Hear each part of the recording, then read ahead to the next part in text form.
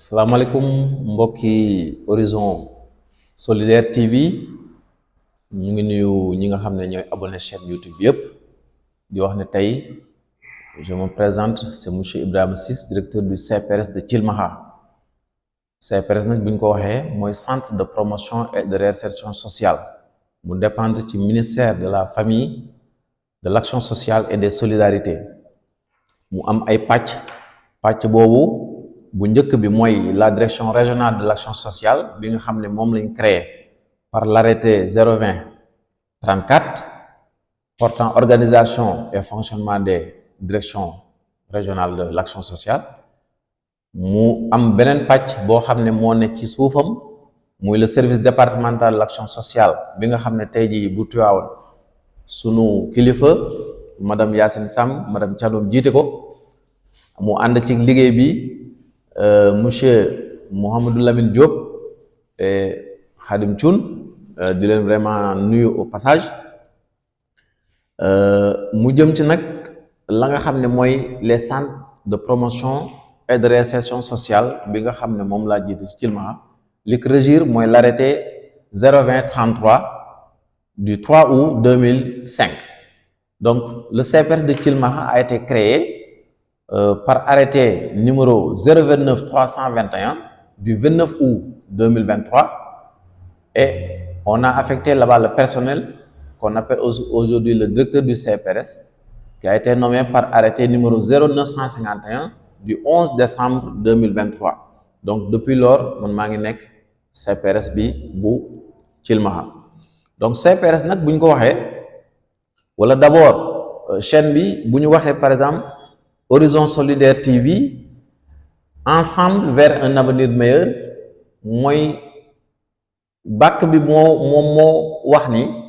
maanaam du ñu bàyyi kenn ginnaaw ñëpp dañuy bokk ànd ci développement bi maanaam amul xaaj ak seen amul koo xam ne fii la bokk wala fee la bokk. Donc bu loolu amee nag dafay indi un développement harmonieux mais un développement endogène qui est basé sur l'inclusion sociale. bu ñu waxee inclusion sociale nag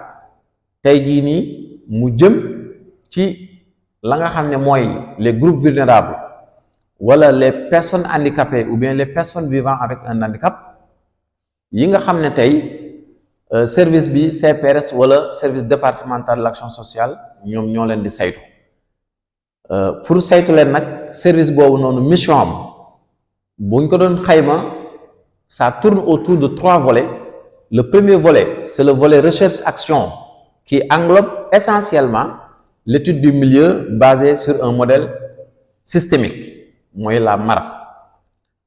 La MARP nag c'est la méthode accélérée de recherche participative mooy bépp saytu boo xam ne dana am ci gox bi pour daal di tënk loo xam ne lu jëm ci jafe-jafe la wala loo xam ne dafay indi saafara ci li leen jëmale kanam mais aussi dafay dem ci par exemple li ñuy tuddee enquête sociale service boobu moo koy def bokk na ci aussi l'étude de projet bokk na ci tamit encadrement et suivi des organisations communautaires de base mooy bépp mbootaay boo xam ne jigéen ñi la wala mag ñi wala xale yi ñu leen di gunge di saytu seen liggéey ba xam ndax mu ngay jëm ci kanam bokk na aussi ci maanaam saytu base de données bi nga xam ne moom la action sociale am nga dem ci benn barab boo xam ne vous allez avoir une base de données qui va vous renseigner sur le nombre de personnes handicapées inscrites dans la commune, dans le département ou bien dans la région. Banque de données boobu service yooyu ñu ñoo koy saytu boo demee ci volet socio-éducatif l'activité principale c'est la prophylaxie sociale. La prophylaxie sociale c'est la prévention et la mobilisation sociale contre les fléaux. Quand on parle de fléau maintenant, on peut penser à la drogue, on peut penser à la délinquance juvénile, on peut penser aux infections sexuellement transmissibles, IST, SIDA, VIH/SIDA et aussi la prostitution. mooy bépp loo xam ne dafay ay ñaawteef wala yàqu-yàqu yoo xam ne dafay ànd ak société bi lu mel ni drogue lu mel ni xale yi nga xam ne maanaam dañuy dox ci loo xam ne xëy na du noona wala feebar yi nga xam ne dafay tukkee dafay jóge ci sëy ak yu ni mel. boo demee aussi volet boobu dafay saytu li nga xam ne mooy enfant déshérité enfant de risque mooy enfant yi nga xam ne tey xale yoo xam ne maanaam judd nañu waaye amuñu ku leen baayoo waaye wala amuñu tamit koo xam ne moom moo leen di saytu mooy aussi les personnes handicapées dinaa ci ñëwaat mais aussi ñi nga xam ne seen borom kër dañu wàññeeku wala xale yoo xam ne dañu ñàkk seen waajur seen pap mais aussi les personnes âgées qu'on appelle aujourd'hui les aînés mais aussi les personnes indigentes am na aussi ñoo xam ne les personnes déplacées ñi nga xam ne tey bu fekkoon ne amoon na ay tension des foyers de tension ñi nga xam ne dañoo foofu dafa am période de guerre nga xam ne dañ fa jógee ñooñu tamit dañ leen di saytu mais boo demee aussi ci beneen volet le volet le volet culturel et sportif on aura là-bas les formations pour ceux qui pratiquent les arts martiaux ou bien ñi nga xam ne ñoom ñooy def par exemple cours de rattrapage ou alphabétisation mais le sport avec les loisirs les arts martiaux et autres donc yooyu mooy yi nga xam ne mooy les missions qui sont assignées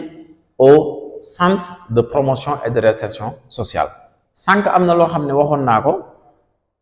mooy li nga xam ne saytu ñi nga xam ne mooy les personnes handicapées boo nekkee sénégalais da ngay am carte d'identité nationale mais boo nekkee personne handicapée vous devez disposer d'une carte qu'on appelle la carte d'égalité des chances qui est la suivante. Sur cette carte-là, vous allez avoir l'identification de la personne, plus sa photo. Vous avez aussi benn logo boo xam ne moom mooy wane koo xam ne dafa am ci lu mu toog mu mel ni pousse-pousse. Donc loolu yëpp amee nag carte bi kon képp ku nekk sénégalais am carte d'identité nationale mais képp ku nekk aussi personne handicapée nga am li ñuy tuddee carte d'égalité des chances ñenn ñi naan ko carte handicapée carte boobu nag dalay indil ay yombal parmi les offres de services qu'on peut citer pour cette carte-là on peut avoir la santé, des facilités en ce qui concerne la prise en charge sanitaire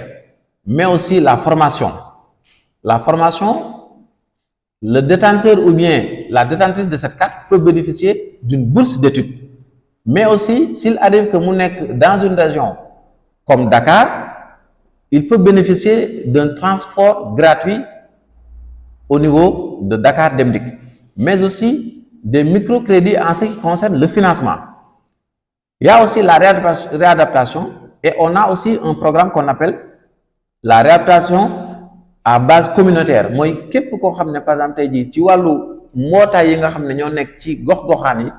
maanaam ñu leen di saytu di leen organiser mais aussi boo demee ci fonction publique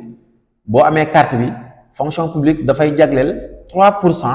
ci ña nga xam ne ñoo yore laago te ñu yore diplôme boobu ñu jagleel leen loolu pour vraiment ñu mën a bokk ci la nga xam ne moom lañ doon wax ci début ba mooy l'inclusion sociale te vraiment credo bi nekk fii comme ni ñu ko waxee ensemble vers un avenir meilleur.